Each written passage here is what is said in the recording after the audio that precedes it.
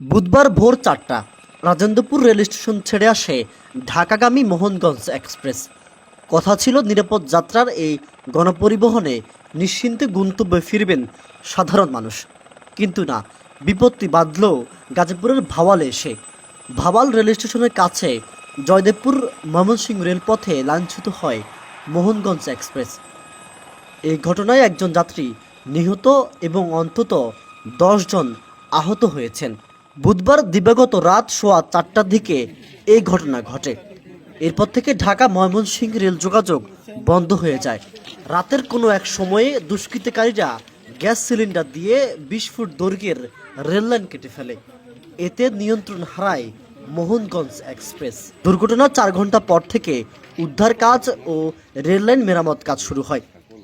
এই ঘটনায় নিহত ব্যক্তি ময়মনসিংহ জেলার গফরগাঁও থানার রৌহা সাইটা গ্রামের মুসলিম উদ্দিনের ছেলে আসলাম হোসেন। আমরা পেছনে বগিতে ছিলাম, আমি ঘ বগিতে ছিলাম, আমার সিট নাম্বার ছিল ঘ 14। তো এটা সম্ভবত 4:10 থেকে 4:15 এই টাইমের মধ্যে আমরা হঠাৎ করে দেখতে পাই আপনার ট্রেনের যে লাইট, সেটা লাইট হঠাৎ করে বন্ধ হয়ে যায়।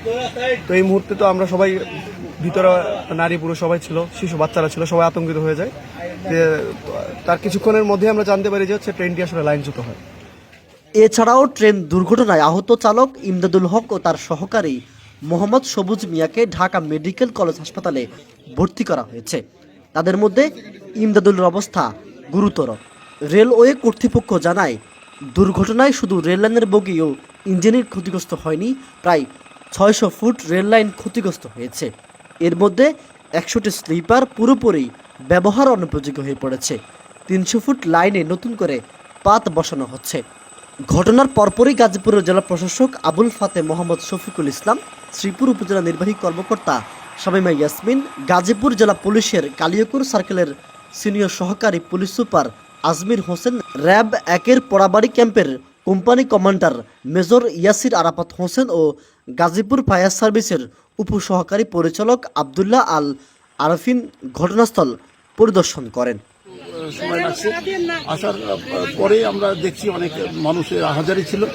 পরবর্তীতে আমরা যেটা দেখেছি, এখানে আমরা একজন মানুষ উদ্ধার করছি যেটা মারা গেছে, এবং 5 জন আমরা আহত পেয়েছিলাম, যেটা আমরা আমাদের অ্যাম্বুলেন্সে করে আমরা এটা হাসপাতালে পাঠিয়ে দিচ্ছি। এবং আমাদের টিম, আমাদের প্রতিটা বগি আমরা সার্চ করে দেখছি যে ভিতরে আর কোনো কেউ আছে কিনা। তবে এখনো পর্যন্ত আমরা কাউকে পাই নাই।